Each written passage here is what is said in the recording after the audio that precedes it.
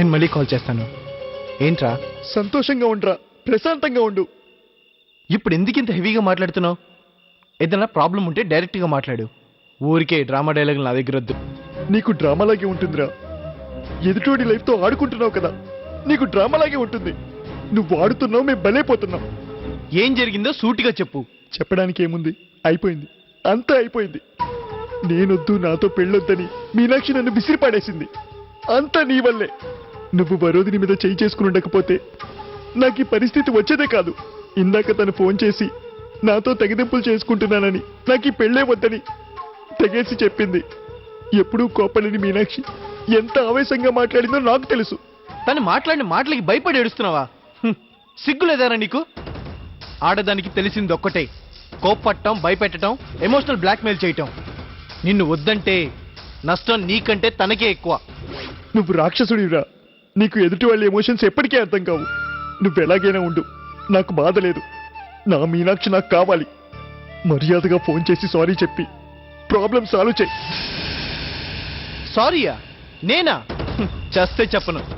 అంతగా నువ్వు అవసరం, ఈ పెళ్లి అవసరం అనుకుంటే వాళ్లే ఫోన్ చేస్తారు.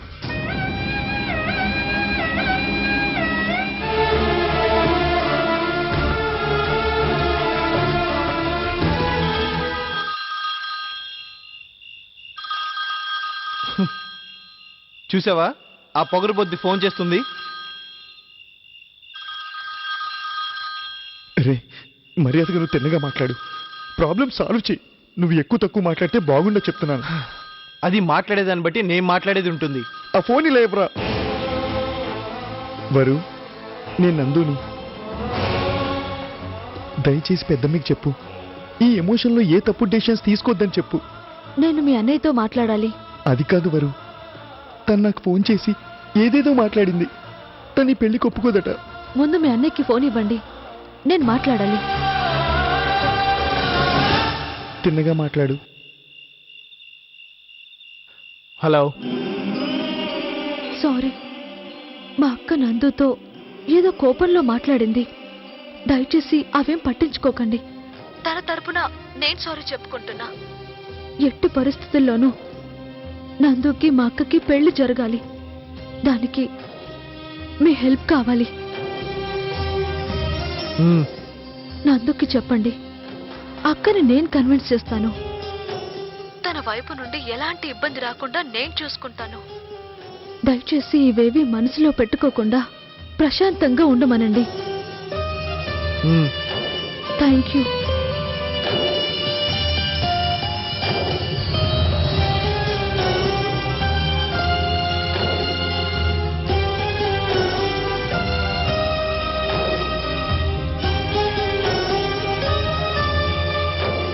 చెప్పానా వాళ్లే కాలబేరానికి వస్తారని?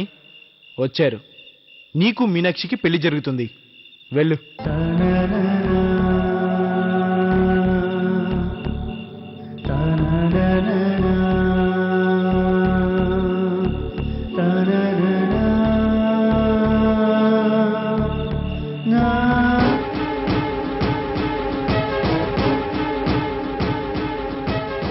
ఏమైందండి?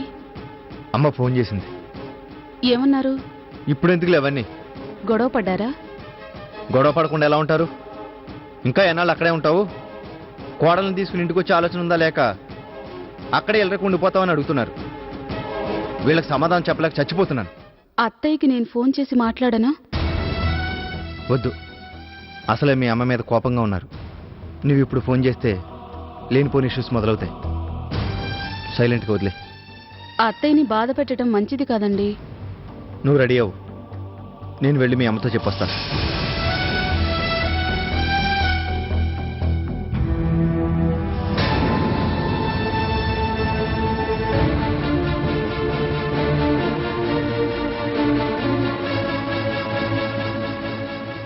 అంకుల్. రెండల్లుడు గారు కూర్చోండి. పర్లేదు అంకుల్. ఆంటీ ఏరి? బ్యాంక్ వెళ్ళొస్తానంది, వచ్చేస్తూ ఉంటుంది. Okay uncle. అయితే ఆంటీ వచ్చిన తర్వాత నేను శిరీష మా ఇంటికి బయలుదేరి వెళ్ళామని చెప్పండి. శిరీష, అంత అర్జెంట్ ఏంటి అల్లుడు గారు? మీ ఆంటీ రాని వచ్చిన తర్వాత చెప్పేళ్ళొచ్చు. మేము వెళ్తుంది పరాయి దేశానికి పరాయి రాష్ట్రానికి కాదు అంకుల్, మా ఇంటికి. అది కూడా ఈ ఊళ్ళోనే. మహా అయితే పావుగంట జర్నీ. ఆంటీ వచ్చేంత వరకు వెయిట్ చేసే టైం లేదు. మీరు చెప్పేయండి. దిగిరా వెళ్దాం. అమ్మా, మీ నాన్నగారికి చెప్పాను, వచ్చాక ఆవిడకి చెప్తారులే. నువ్వురా.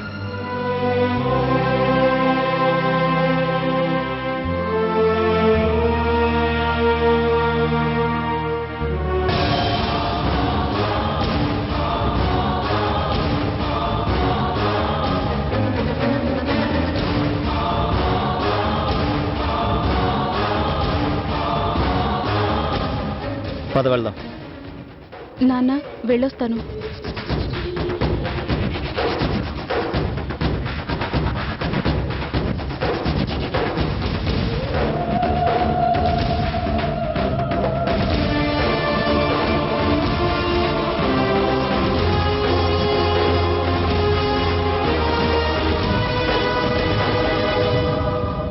ఎక్కడికి బయలుదేరారు?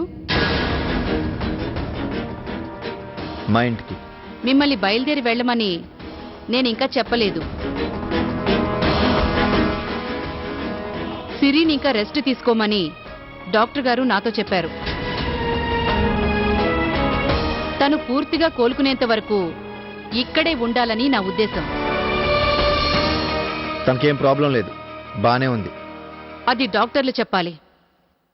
రేపు డాక్టర్ని కన్సల్ట్ అవ్వాలి కదా. అప్పుడు డాక్టర్ చెప్పేదాన్ని బట్టి, శిరీష హెల్త్ కండిషన్ బట్టి మీరు మీ ఇంటికి ఎప్పుడు వెళ్ళాలి అనేది నేను చెప్తాను. శిరీష్ మా ఇంట్లో కూడా విశ్రాంతిగా తీసుకుపోయేది. మేము జాగ్రత్తగా చూసుకుంటాం. ఆల్రెడీ చాలా జాగ్రత్త తీసుకునేగా పరిస్థితి ఇంతవరకు వచ్చింది.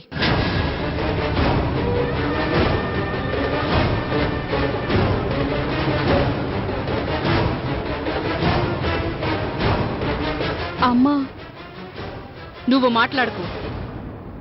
నువ్వు ఎక్కువసేపు ఇలా నిల్చోవడం మంచిది కాదని డాక్టర్ గారు చెప్పారు. నీ గదికెళ్ళి రెస్ట్ తీసుకో. అది కాదమ్మా. సిరి, అమ్మ చెప్తుందిగా, వెళ్ళు.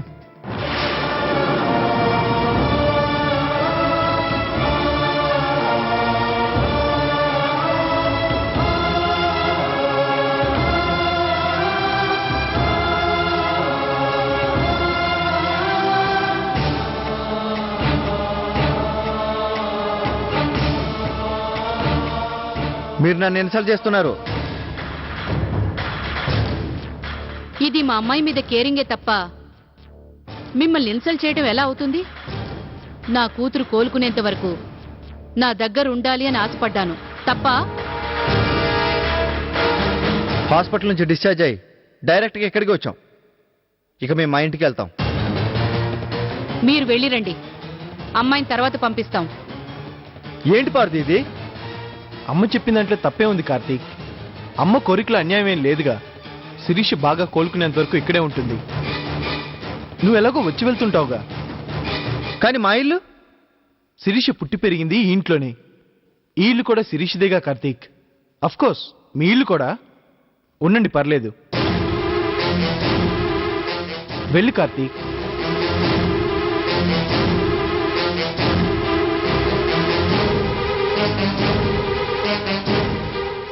పార్థు, నేనేమైనా తప్పుగా మాట్లాడానా? లేదమ్మా, నువ్వెప్పుడు తప్పుగా మాట్లాడావు, తప్పు చెయ్యవు. ఏదైనా సూటిగానే చెప్తావు. థ్యాంక్స్ రా, కనీసం నువ్వైనా అర్థం చేసుకున్నావు.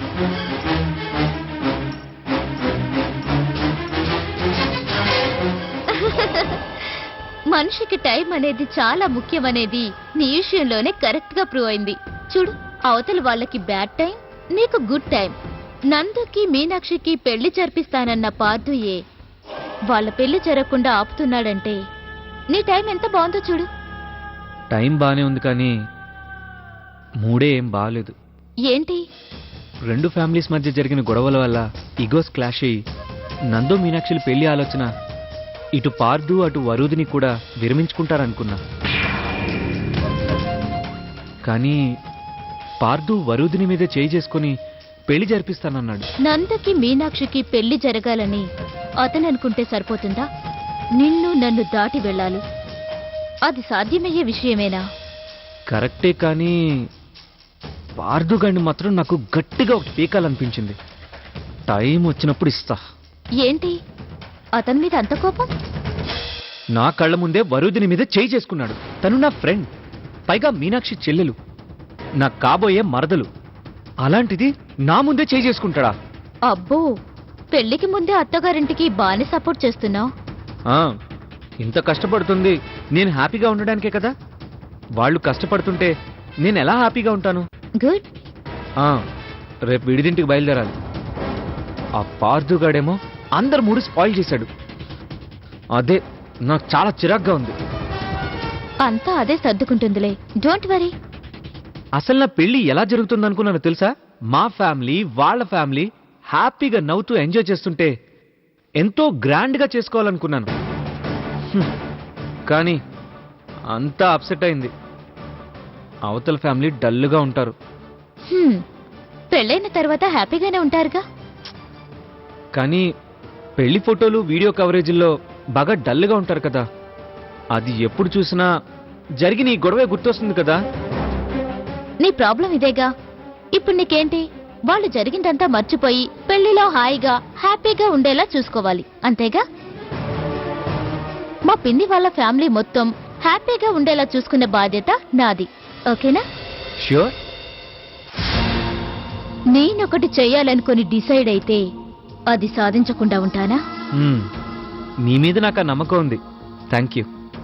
రేపు పెళ్లిలో కలుద్దాం. Okay, bye. బాయ్.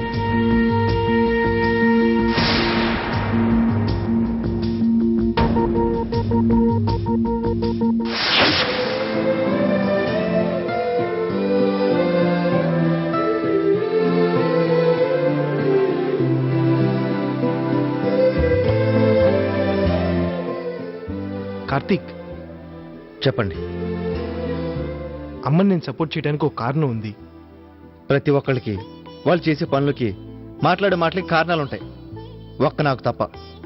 దయచేసి జరిగిందని ఈజీగా తీసుకో. సిగ్గులేని వాళ్ళు అంతా వింటూ పని ఉండమంటారు, అంతే కదా? ఉంటానులేండి. కానీ ఒక్క విషయం గుర్తుపెట్టుకోండి, నేను అన్నిటికీ అడ్జస్ట్ అయి పడి ఉండటం మీకోసం మీ అమ్మగారి కోసమో కాదు, శిరీష కోసం. లేదు, మీరు అమ్మని అర్థం చేసుకోవటం లేదు. తనేదో బాధలో ఉండి అలా మాట్లాడారు. శిరీష్కి అబార్షన్ అవటం ఒక బాధ అయితే, అడ్డమైన వాళ్ళ చేత అవమానాలు పడ్డారని ఇంకా కోపంగా ఉన్నారు. ఆ డిస్టర్బెన్స్ వల్లే అలా మాట్లాడారు. నేను మా అమ్మ మాత్రం హ్యాపీగా ఉన్నాం అనుకుంటున్నారా? మీకంటే, మీ అమ్మగారి కంటే నాకు మా అమ్మకి ఎక్కువ బాధగా ఉంది. నా ముందే మా అమ్మ గురించి అలా మాట్లాడుతున్నారు. అది వింటూ నేను సైలెంట్గా ఉండాలా? పోయింది నా బిడ్డ, నాకెంత బాధగా ఉండాలి? అవన్నీ నాకు అర్థం అవుతున్నాయి, కానీ వద్దు పార్దు, ఇంతటితో ఈ విషయం వదిలి. నీకు మీ అమ్మగారు ముఖ్యం, నాకు మా అమ్మ ముఖ్యం. మా అమ్మ తరపున నేను సారీ చెప్తున్నాను. మీరు సారీ చెప్పాల్సిన అవసరమో సంజయ్ చేయవలసిన అగత్యమో మీకు లేదు. ఎందుకంటే శిరీష కోసం నేను అన్ని సర్దుకుపోతున్నాను కాబట్టి. కార్తీక్, మా అమ్మ కోసం ఒక 2 days శిరీష్ని ఇక్కడ ఉండని, తర్వాత నువ్వు తీసుకెళ్ళొచ్చు. కార్తీక్, శిరీష నీ భార్య. నువ్వు ఎవరి కోసం ఇక్కడ ఉండవలసిన అవసరం లేదు, అడ్జస్ట్ అవ్వాల్సిన అవసరం అంతకన్నా లేదు. నీ భార్యను తీసుకుని బయలుదేరు. ఏరా, నేను ఒకడిని ఇక్కడ మాట్లాడుతున్నాను, నీ ఇష్టానికి మధ్యలో అడ్డు తగిలి మాట్లాడుతున్నావేంటి? నోరు ముసుకుని లోపలికి వెళ్ళు. ఎందుకు వెళ్ళాలరా? నేను చెప్తున్నాను కాబట్టి. నువ్వు చెప్తే వెళ్ళరా. నీ వల్లే, నీ ఈగో వల్లే ఒక్కొక్క ప్రాబ్లం పెరిగి పెద్దదవుతుంది తప్ప సాల్వ్ అవ్వట్లేదు. రేయ్, పిచ్చి పిచ్చిగా మాట్లాడుకో, నోరు మూసుకుని పడుండు. ఉండలేనురా, నువ్వు అమ్మ చేసే పనికిమాలిన పనుల్ని తప్పుల్ని చూస్తూ ఊరికే ఉండలేనురా. రేయ్, మాట్లాడకుండా లోపలికి వెళ్ళు. నేను అసలే చిరాకులో ఉన్నాను. అనవసరంగా దెబ్బలు తినుకో. కొడతావా? కొట్రా కొట్రా.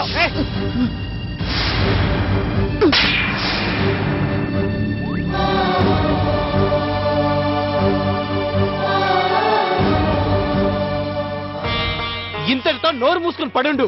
ఉండలేనురా, మాట్లాడతాను. కొడతావా? కొట్రా, కొట్టు. నీకు మీ అమ్మకి మనుషుల మీద చేయి చేసుకోవడం అలవాటే కదా, అవమానించడం అలవాటే కదా. అనవసరంగా మీ అమ్మ గోదావరి ఆంటీ మీద చేయి చేసుకుంది, నువ్వు వరోధిని కొట్టావు, ఇప్పుడు నన్ను కొడుతున్నావు. ఒకేసారి అందరినీ కొట్టి చంపే, పీడ వదిలిపోతుంది.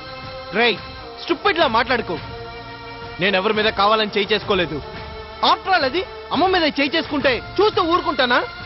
ఊరుకోవద్దురా, నువ్వు దేనికి ఊరుకోవద్దు. ప్రతి విషయాన్ని కెలికి పెద్దది చేసి నా జీవితాన్ని నాశనం చేసాయి. నువ్వు నాకేం చెప్పవు, ఏం చేస్తున్నావురా? నువ్వు నాకు సాయం చేస్తున్నావన్న పేరుతో అంత నష్టం చేస్తున్నావు. నా మీనాక్షిని నాకు కాకుండా చేస్తున్నావు. అసలు నీకు నేను మీనాక్షిని చేసుకోవడం ఇష్టం లేదు. చెప్పాలంటే నీకు నేను పెళ్లి చేసుకోవడమే ఇష్టం లేదు. నీలాగే నన్ను పెళ్లి పెట్టకు లేనివాడిని చేయాలనుకుంటున్నావు. నువ్వంతే ఉంట్రా, నీ ఇష్టానికి ఉండు. నీకు ఆడవాళ్ళు నచ్చరు, మనుషులు నచ్చరు. ఎప్పుడు పక్కనున్న వాళ్ళతో గొడవ పెట్టుకుని బ్రతికేద్దాం అనుకుంటావు. కానీ నాకు అందరూ కావాలరా, నేనందరితో కలిసి ఉండాలనుకుంటా. కానీ నువ్వు మొత్తం చెడగొడుతున్నావు. నేనేం చెడగొడుతున్నాను? మీ పెళ్లి జరిపిస్తానన్నానుగా. జరిపిస్తావురా. నీ దృష్టిలో పెళ్ళంటే ఒక మగాడు ఆడదాని మెళ్ళలో 3 ముళ్ళు వేయడం. కానీ నాకు అలా కాదురా. పెళ్ళంటే 2 ఫ్యామిలీలు ఒకటవడం.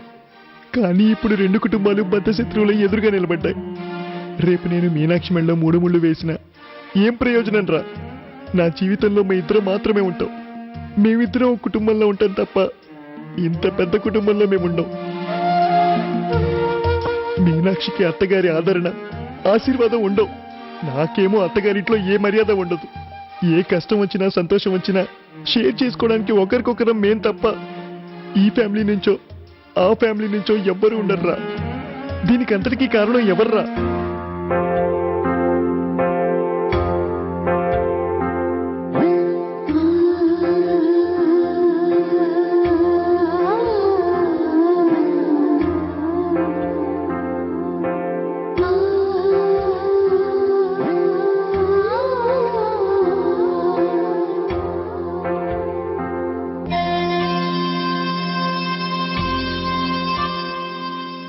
నీ పెళ్లి తప్పకుండా జరిపిస్తాను. నీ ఇష్ట ప్రకారమే జరిపిస్తాను. ముందు పెళ్లి జరగని, ఆ తర్వాత అమ్మను ఒప్పించే పూచి నాది. నేను నా మాట మీద నిలబడతాను. నన్ను నమ్మటం నమ్మకపోవటం అనేది ఇక నీ ఇష్టం.